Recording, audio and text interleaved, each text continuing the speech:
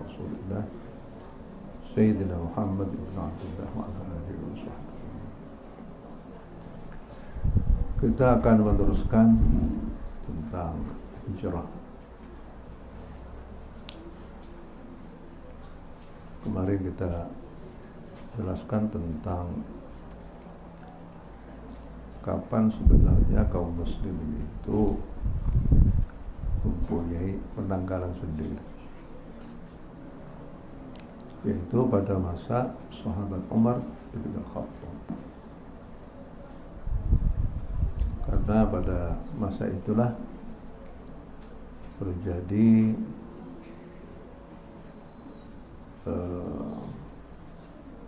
perkembangan yang sangat signifikan di dalam kehidupan kaum muslimin, baik dari segi politik maupun dari segi ekonomi maupun dari segi administrasi maupun dari segi kemasyarakatan.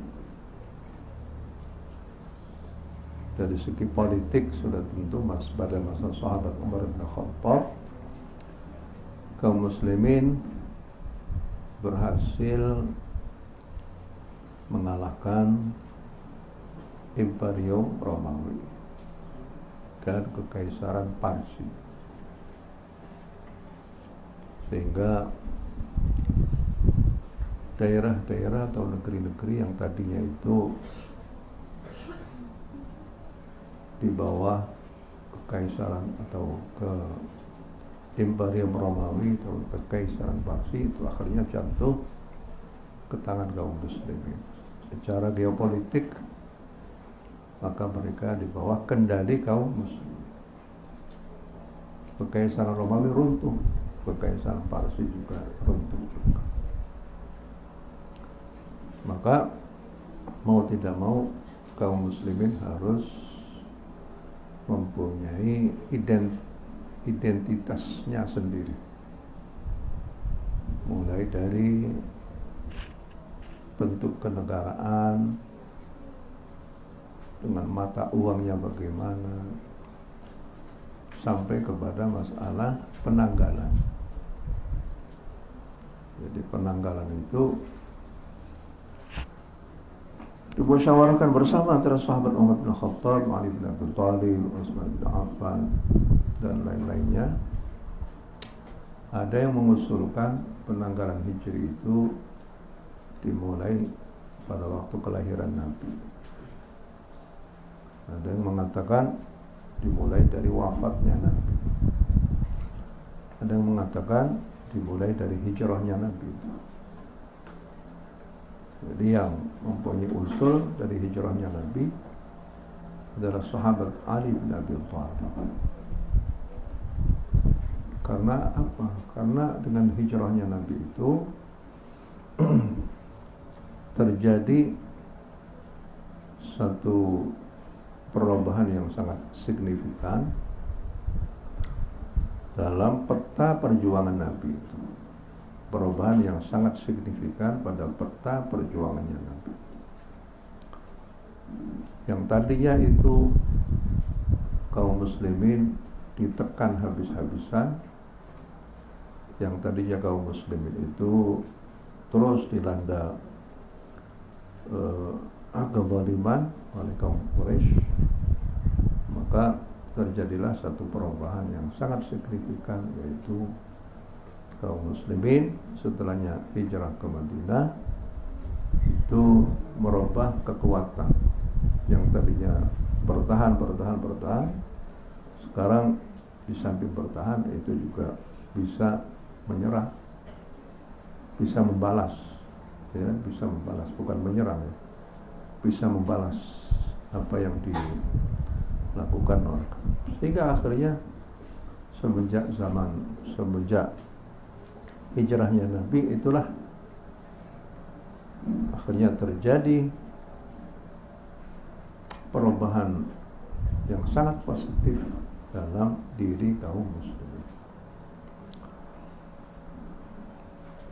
Takwim Hijri itu menggunakan takwim qamari, adalah penanggalan yang berdasarkan lunar, yaitu bulan. Nah, bulan itu jelas, ya. Bulan itu ditandai dengan munculnya bulan Sabit setiap bulannya. Terus pada pertengahan 13, 14, 15 itu menjadi sempurna, bulan purnama, al-qamar. Kalau masih kecil itu namanya hilal, ya. Masih kecil bulan Sabit itu namanya hilal.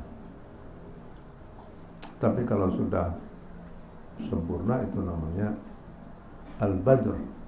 Al-badr atau bulan purnama. Kama tarawna qamara lailatal badri innakum, kata Nabi, innakum satarawna rabbakum kama tarawna al-qamara lailatal badri la tudammuna ru'yatahu. Kamu itu nanti pada hari kiamat, pada waktu masuk ke surga, kamu akan melihat Allah sebagaimana, secara jelas sekali, sebagaimana engkau melihat bulan pada waktu malam purnama. Jelas kan? Jadi penanggalannya seperti itu. Semua peribadatan umat Islam itu semuanya harus mengikuti penanggalan Hijriyah, bukan penanggalan Masehi. Kita 1 tahun kita wajib puasa pada bulan apa? Pada bulan Ramadan. Apakah pada Januari? Apakah pada bulan Maret? Apakah pada bulan Agustus? Tidak juga, ya. Jadi oleh karena itu kita bisa merasakan bulan Ramadan berpuasa pada musim panas, bisa juga pada bulan Ramadan pada musim dingin, sehingga kita bisa merasakan berpuasa pada setiap bulan Ramadan pada pergantian musim yang berbeda-beda. Kita melaksanakan haji pada bulan apa tuh? Pada bulan Dzulhijjah. Tidak boleh kita melaksanakan haji pada bulan Syawal, pada bulan Dzulqa'dah dengan alasan apapun. Apakah dengan banyaknya haji tiap tahun membludak sampai jutaan? Tidak. Karena ini adalah masalah ibadah, ya. Masalah ibadah itu yang menentukan tanggalnya adalah Allah Subhanahu wa ta'ala. Kita berpuasa juga, berpuasa sunnah itu pada hari Arafat. Hari Arafat itu ya pada bulan Dzulhijjah, tanggal berapa? Tanggal 9 bulan Dzulhijjah.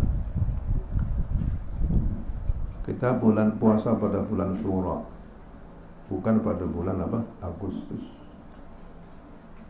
Tapi kita berpuasa pada bulan Syura tanggal berapa?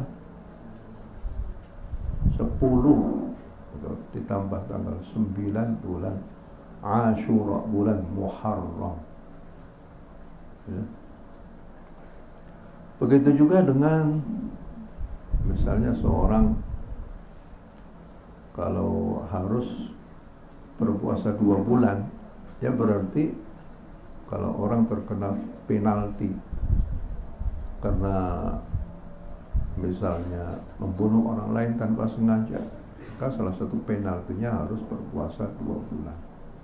Fasyamu syahrain mutatabi'ain.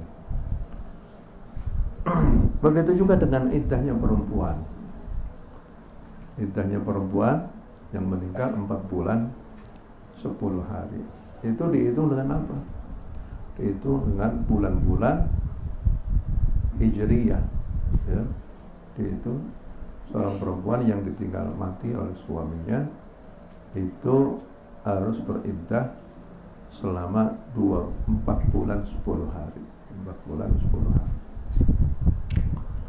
Begitu juga dengan apa namanya itu, dengan ketentuan-ketentuan yang lain, ya, seperti adanya nuzulul Quran. Nuzulul Quran itu pada bulan Agustus atau bulan September.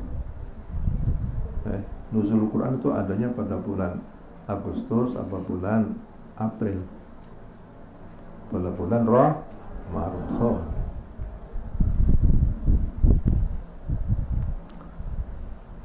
Karena bulan-bulan itulah yang sudah ditetapkan oleh Allah Subhanahu wa ta'ala. Allah berfirman, Inna iddatash syuhuri. Coba yang hafal Quran ini teruskan ya. Inna iddatash syuhuri 'indallahi 12 syahran fi kitabillah. Ya terusin yang hafal Quran. Fi kitabillahi yawma khalaqas samawati wal arda minha arba'atun hurum. Ini pada surat apa ya? Pokoknya cari sendirilah, pokoknya tidak masalah. Sesungguhnya bilangannya bulan-bulan dalam pandangan Allah itu adalah 12 bulan, ya, 12 bulan. Ithna asyara syahran. Kenapa dikatakan bulan itu dimaksudkan syahr? Syahr. Masyhur itu artinya apa? Masyhur itu ya artinya terkenal. Kenapa syahr dikatakan syahr? Karena pada waktu orang melihat bulan sabit itu mereka itu berteriak, wah itu bulannya, itu bulan sekalian sudah kelihatan. Orang berteriak, maka sehingga akhirnya terkenal syahr, makanya dinamakan syahr. Minha arba'atun hurum, 12 bulan. Di antara 12 bulan itu ada 4 bulan yang haram, artinya mulia, ya. Yang memuliakan bulan itu siapa itu? Allah Subhanahu wa ta'ala. Jadi zaman itu bisa mulia oleh siapa? Allah Subhanahu wa ta'ala. Makan ataupun tempat bisa mulia oleh siapa? Oleh Allah Subhanahu wa ta'ala. Siapa yang memuliakan kota Mekah atau tanah Mekah? Allah Subhanahu wa ta'ala. Kenapa? Siapa yang memuliakan kota Madinah? Allah Subhanahu wa ta'ala. Siapa yang memuliakan negeri Baitul Maqdis? Allah Subhanahu wa ta'ala. Siapa yang memuliakan masjid-masjid, langgar-langgar, musalla-musalla? Allah Subhanahu wa ta'ala. Jadi manusia tidak bisa memuliakan itu. Yang berhak untuk memuliakan zaman dan makan, zaman dan tempat itu adalah Allah Subhanahu wa ta'ala. Karena kita tidak bisa mempunyai apa-apa. Makanya Allah terhadap orang-orang yang beribadah di tanah suci Mekah itu akan melipat gandakan pahalanya sampai 100.000 kali. Karena tegangan spiritualitasnya itu begitu tinggi sekali. Karena disitulah pertama kali sejarah adanya rumah yang dibangun untuk beribadah kepada Allah. Inna awwala bait. Semenjak bumi itu diciptakan oleh Allah, Allah mencanangkan tempat untuk beribadah kepada Allah bagi seluruh umat muslimin di dunia yang adanya di Mekah itu. Inna awwala baitin wudi'a. Jadi dari segi sejarah itu sudah berabad-abad semenjak zaman Nabi Adam. Dari Adam ke sini berapa abad tuh? Sudah puluhan abad, mungkin ratusan abad juga. Ya. Jadi sangat bersejarah sekali. Allah tidak menentukan awal baitin itu tidak di Indonesia, tapi tidak di Mesir, tidak di mana-mana. Tapi ya di Mekah itu. Itulah pilihan Allah. Semua pilihan Allah itu pasti bagus, pasti sempurna. Tidak ada Allah itu setelahnya melakukan sesuatu terus kemudian bisa. bit, kalau tiba di bit tuh, kalau dengan bit salah kita ujar, bisa. Sekali Allah itu menentukan, itu ya itulah yang terbaik. Jadi oleh karena itu kita jangan protes kepada Allah. Kenapa Nabi akhir zaman kok dari bangsa Arab? Nggak boleh protes. Ya. Nah, kenapa yang menjadi kitab sucinya itu pakai bahasa Arab? Kenapa nggak pakai bahasa Jawa saja? Jawa belum ada pada waktu itu, ya, belum ada. Ataupun ya kita nggak tahu juga. Baik ya, jadi begitu juga penamaan bulan-bulan itu disesuaikan dengan pertama kali ada musimnya apa? Musim Ramadan itu musim panas, ya. Ramadan, Ar-Ramdan itu adalah pasir panas. Ramadan, kemudian baru Syawal. Syawal itu artinya peningkatan, karena ia diceritakan oleh orang yang cerita bahwa pada bulan Syawal itu hewan-hewan ternak itu hewan-hewan itu melakukan perkawinan, ya, perkawinan. Jadi tahu nggak kalau kucing betina itu ingin dikawinin, tahu nggak? Itu berguling-guling. Jadi kalau ada kucing betina itu ingin dikawinin sama kucing jantan, itu umurnya sudah 9 bulan. Itu berguling-guling di depan kucing jantannya itu. Nah, jadi dinamakan Syawal itu karena apa? Karena ada peningkatan. Karena kenapa? Jadi ekornya kucing itu mengangkat ke atas, gitu. Itu Sahibul Hikayat seperti begitu. Begitu juga dengan Syahrul Muharram. Muharram itu karena dimuliakan oleh Allah Subhanahu wa taala. Ataupun tidak boleh kaum muslimin itu memulai peperangan pada bulan-bulan haram. Bulan-bulan haram itu ada berapa? Coba apa itu?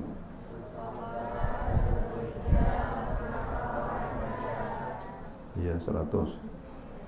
Masih apa? Kenapa dinamakan Dzulqa'dah? Siapa? Itu pelajaran semester pertama, semester awal. Dah lupa lagi ya. Qa'ada itu artinya duduk. Qa'ada itu artinya duduk. Tidak boleh bangkit untuk peperangan, nggak boleh. Ya, orang jahiliyah juga menghormati seperti itu. Jadi kalau sudah masuk bulan Dzulqa'dah, sudah peperangan dinyatakan selesai, istirahat dulu. Ya, memungkinkan orang yang ingin melaksanakan ibadah haji itu bisa terlaksana dengan baik. Sebab awas loh, kalau seandainya ada orang mengganggu orang-orang yang pergi menuju ibadah haji, maka Allah lah yang akan memberikan sanksi kepada mereka. Siraku merusak. Belajar Gusti Allah. Kita aku lagi gawe hajatan urung bisa. Diganggu, nggak boleh.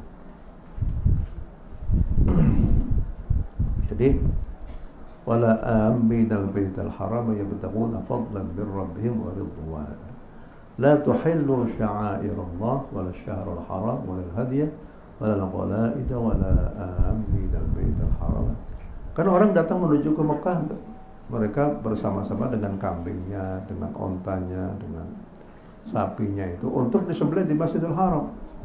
Kok ada orang yang menyatroni, artinya membegal di tengah jalan? Wah, harus berhadapan dengan Allah kalau begitu.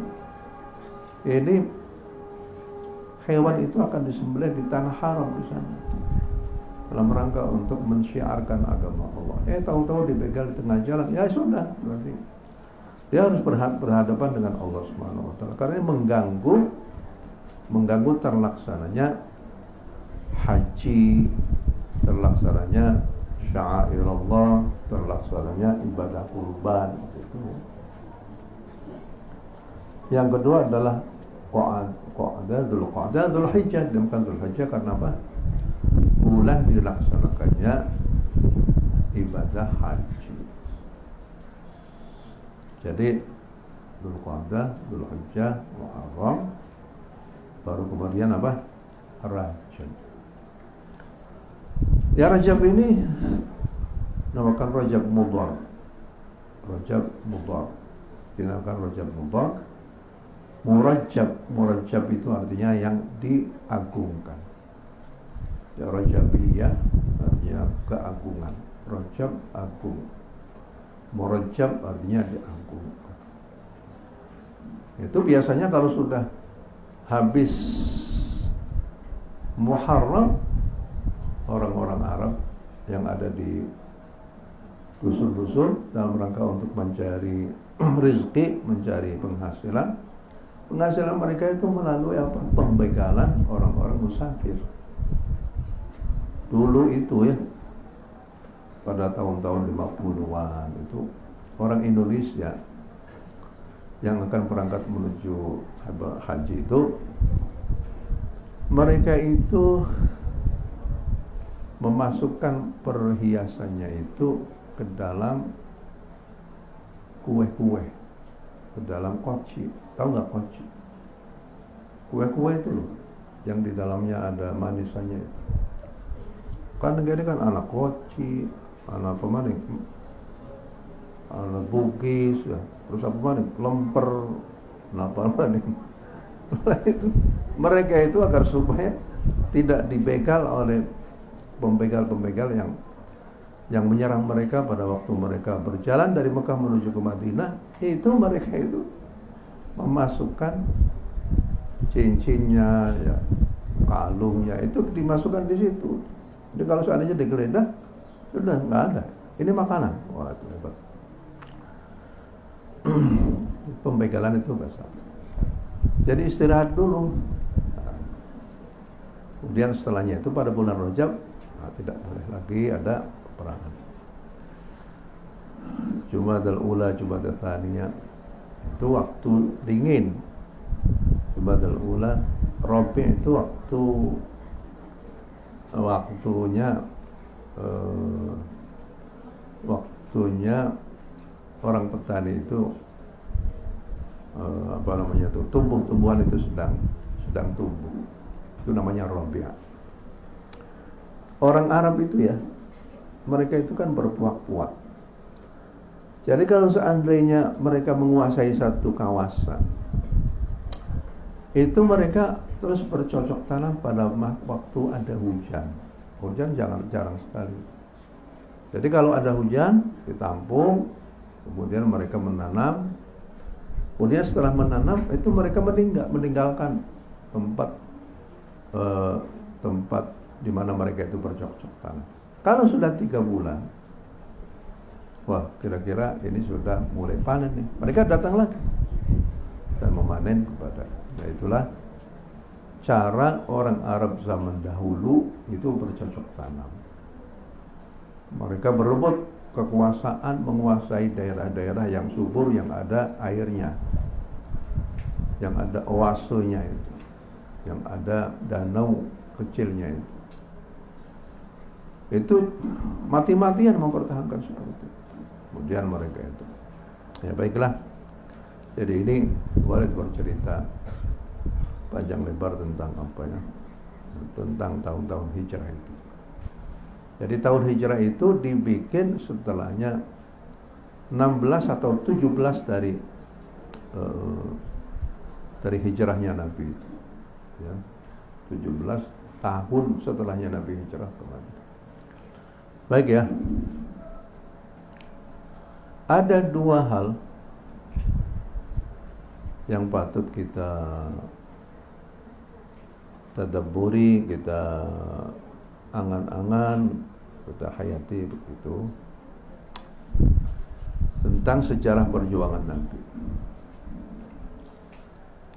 Yang pertama itu adalah meninggalnya Siti Khadijah dan yang kedua meninggalnya Abu Thalib. Siti Khadijah itu istri pertama Nabi, seorang yang sangat berjasa sekali di dalam dakwahnya Nabi itu, ya. Seorang janda kaya. Nabi itu dahulu bekerja sebagai mendagangkan dagangannya Siti Khadijah. Tetapi setelahnya Nabi umur 25, Siti Khadijah umur 40.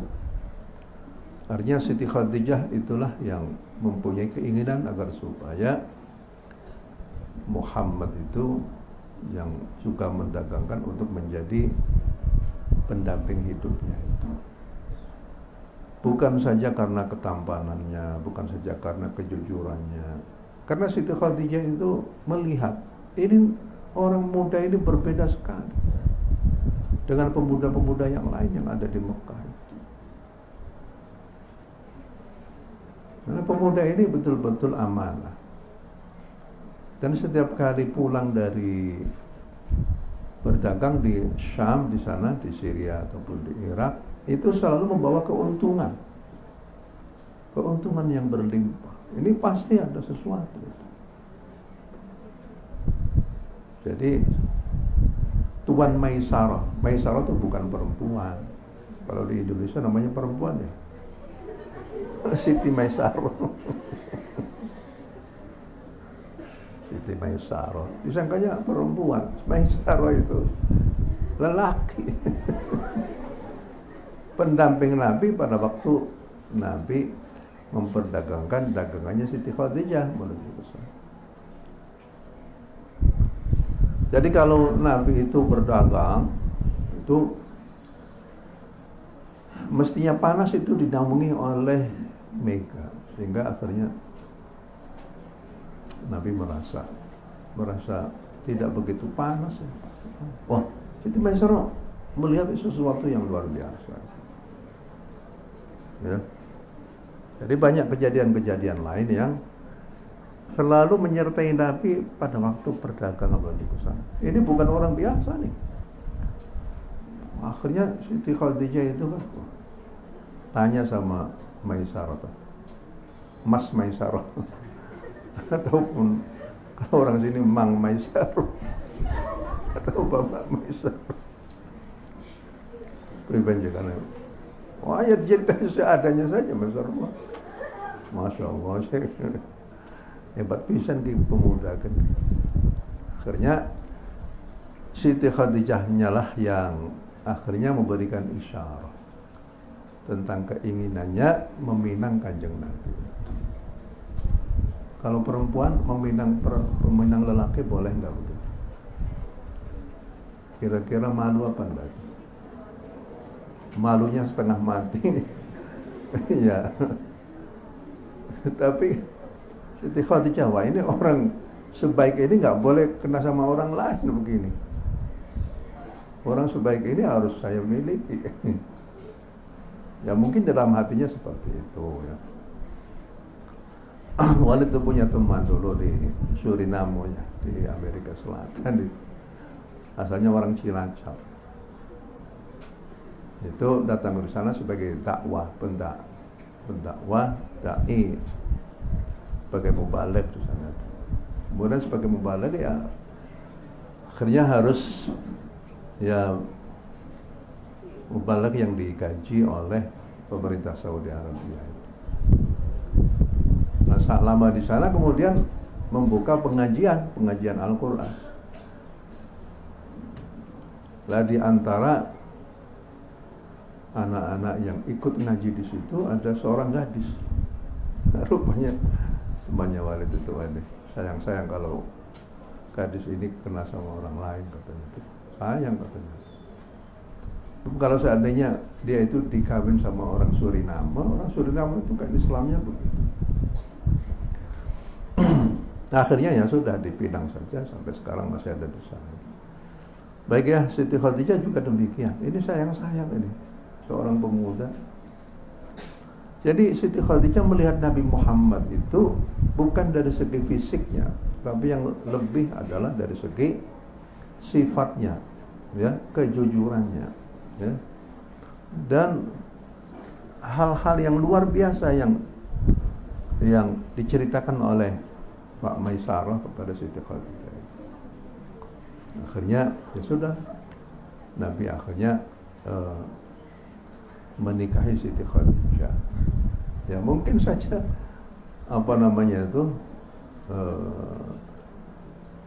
mas kawinnya itu juga mas kawinnya ya hasil dari dagangan itu. Kan habis dagangan Nabi dikasih honorarium atau upahnya itu. Ya dari itulah. Ya, jadi Siti Khadijah juga termasuk perempuan yang pada waktu masih sebelum Islam itu juga menjadi seorang perempuan yang salihah. Siti Khadijah banyak sekali membantu dakwahnya Nabi. Pada waktu Nabi dan para sahabatnya diisolir di satu tempat di antara dua bukit, Siti Khadijahnya lah yang membawakan rantangan makanan, ya, makanan kepada Nabi dan para sahabat, ya, sehingga mereka tidak kelaparan. Siti Khadijah jugalah yang membawa Nabi setelahnya mendapatkan wahyu yang pertama, dibawa menuju ke apa? Menuju ke Waraqah ibnu Naufal. Siapa Waraqah ibnu Naufal itu? Pamannya Siti Khadijah. Waraqah sekali lagi di sini Waraqah, ada Waraqah. Waraqah itu artinya apa? Waraqah itu kertas. Tapi namanya seorang lelaki yang ahli dalam bidang Taurat dan Injil. Ya. Seorang yang banyak membaca kitab Taurat dan Injil. Pada waktu kejadian di Gua Hira, akhirnya Nabi itu dibawa oleh Siti Khadijah menuju ke pamannya itu. Kemudian pada waktu itulah pamannya yaitu Waraqah ibnu Naufal menceritakan, oh kalau ini sama seperti dahulu Nabi Musa mendapatkan wahyunya, kamu itu nanti menjadi nabi. Kalau seandainya saya masih punya, pada waktu kamu ditekan oleh, akulah yang akan berjuang. Mereka akan, dan tidak setiap nabi yang diutus oleh Allah kecuali mereka akan mengusir nabi-nabi. Nah, barulah Nabi itu oh kalau begitu saya itu jadi Rasul. Apa itu Rasul? Nabi juga nggak ingin jadi Rasul. Artinya tidak punya satu keinginan Nabi akhirnya menjadi Rasul dan tidak tahu bahwa dirinya akan diangkat oleh Allah SWT. Baiklah, jadi Siti Khadijah itu memberikan banyak sekali jasanya kepada Nabi itu. Kata Siti Khadijah, di waktu orang Quraisy itu mereka memusuhi, kata Nabi ya, di waktu orang-orang Quraisy itu memusuhi atau memusyrik kafir, kafarat biyan nas, Khadijah lah yang pertama sekali masuk Islam. Di waktu orang Quraisy itu mengisolir ekonomi kaum muslimin, Siti Khadijah lah yang memberikan pertolongan. Nah, kemudian idh kafara biyan nas, idh harama biyan nas, idh kafara biyan nas, idh harama biyan nas. Kemudian Siti Khadijah lah yang memberiku keturunan yang terus sampai sekarang ini. Jadi dalam pandangan Nabi, Siti Khadijah itu adalah seorang istri yang luar biasa, yang membawa dampak yang begitu banyak sekali. Kalau Nabi susah, Siti Khadijah yang menenangkan. Jadi pada waktu Nabi pulang dari Gua Hira, bergetar ketakutan yang sangat karena didatangi oleh malaikat Jibril dalam bentuknya yang luar biasa. Itu Nabi itu menggigil. Kata Siti Khadijah, tenanglah wahai suamiku tersayang, engkau adalah orang yang bagus, yang selalu memberikan pertolongan kepada orang lain. Engkau adalah orang yang jujur, engkau adalah, nggak mungkin kamu akan terkena kesambet setan, nggak pernah, kesambet jin Gua Hira, nggak ada. Kamu itu pasti nggak ada apa-apa, pasti nggak apa-apa. Nah, coba akhirnya Nabi kan senang. Jadi begitulah, sebagai seorang istri itu harus selalu memberikan penenangan kepada suami yang sedang dalam keadaan susah. Jangan sudah susah disusahin lagi. Nah, ini nggak bagus. Siti Khadijah itu punya putra-putri dari Nabi itu, yang ada Zainab, ada Ruqayyah, ada Qasim, ada Thayyib, ada Tahir, ada Fatimah. Lah ini Fatimah ini yang akhirnya kawin dengan sahabat Ali bin Abi Thalib, menurunkan siapa? Hasan dan Husain. Dari Hasan dan Husain inilah akhirnya Nabi itu mempunyai keturunan, dan keturunan Nabi itu sampai hari kiamat tidak pernah ada keterputusan. Itu hebatnya ya. Kata Nabi, semua nasab pada hari kiamat akan terputus kecuali nasabku dan sababku. Karena misalnya permantuan itu namanya sabab. Itu karena nasal ataupun karena keturunan itu namanya nasab. Kullu nasabin warsabin munqati'un yaumal qiyamah illa nasabi wa sabab. Seluruh nasab pada hari kiamat akan terputus. Kita saja kalau ditanya nih ya, santri-santri, kamu orang tuanya siapa? Ini. Kakekmu siapa? Masih tahu. Kakaknya, ayahnya kakek nggak tahu banyak. Coba kamu tahu nggak kakaknya kakek? Ayahnya kakek nggak tahu kan? Kalau Nabi enggak. Kalau Nabi itu enggak. Pernah Walid itu bersama dengan teman dari Sudan. Waktu itu menjadi juri internasional di Iran. Kemudian bertemu dengan para orang-orang di sana itu. Nah, teman Walid ini minta satu buku. Buku apa? Buku tentang nasabnya Nabi seluruh dunia. Subhanallah. Kemudian dijanjikan dibawakan satu buku tebal begini, ya, tebal begini. Isinya itu adalah nasabnya Nabi dari keturunan Fatimah, dari keturunan Hasan dan Husain di seluruh dunia. Tercatat, itu luar biasa. Nabi Walid juga melihat. Ternyata ada itu nasabnya Nabi di Palembang. Nasabnya Nabi di Palembang ada itu, Al-Palembani. Namanya ini ada siapa Al-Munawwar, ada yang namanya, ya macam-macam lah. Itu hebat sekali itu. Ya, artinya masih tercatat hingga saat sekarang ini. Jadi ngobrol kemana-mana, gimana ya? Ngobrol hijrah. Sudah, kembali lagi ke laptop ya. Jadi pertama itu adalah karena meninggalnya Siti Khadijah, yang kedua adalah meninggalnya Abu Thalib. Abu Thalib ini adalah yang penjaga Nabi dari segi politikan. Kalau Siti Khadijah itu adalah penjaga Nabi dari segi apa? Ekonomi. Jadi Nabi itu, ekonominya Nabi ditopang betul oleh Siti Khadijah pada masa itu. Kalau perpolitikan, orang Quraisy itu orang yang galak sama siapapun. Kalau bukan karena adanya Abu Thalib itu orang Quraisy bisa dengan semena-mena bisa jadi membunuh Nabi, itu bisa jadi. Tapi karena ada Abu Thalib itu pemuka orang Quraisy.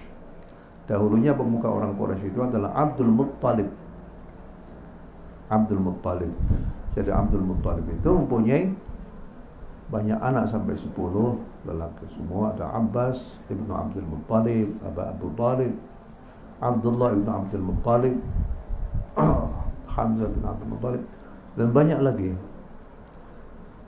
Pada saat Nabi itu berdakwah, maka yang bisa menahan ya laju tekanan orang Quraisy kepada Nabi itu adalah Abu Talib.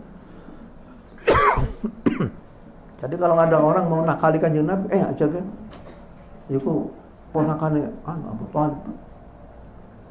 Abu Talib itulah yang menjaga Nabi Muhammad, sehingga orang Quraisy tidak berani menyakiti Nabi. Hebat ya. Nah ternyata dua orang ini yang penjaga ekonomi, penjaga politik meninggal semua. Itulah apa yang terjadi itu.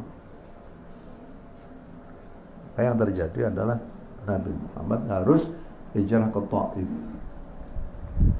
Hijrah ke Taif masih tetap dilempari batu oleh anak-anak di Taif itu.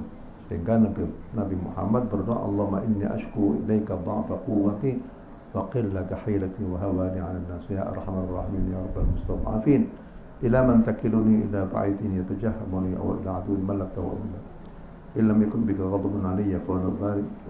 Banyaklah doanya itu banyak. Doanya begitu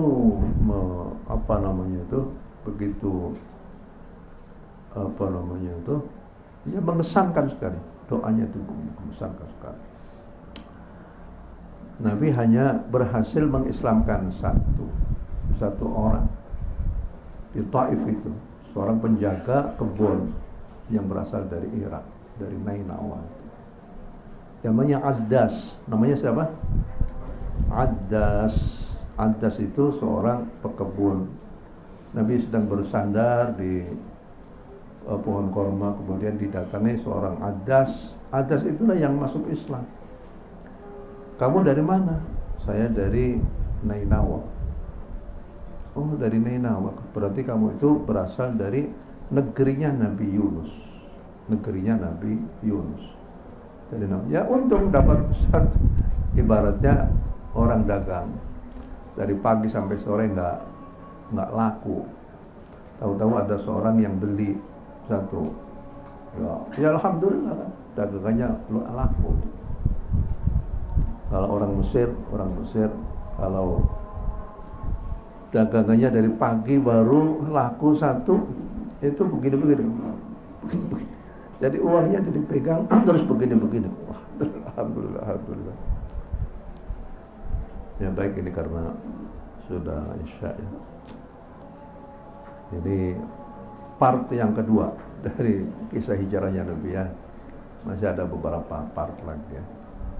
Wassalamualaikum warahmatullahi wabarakatuh.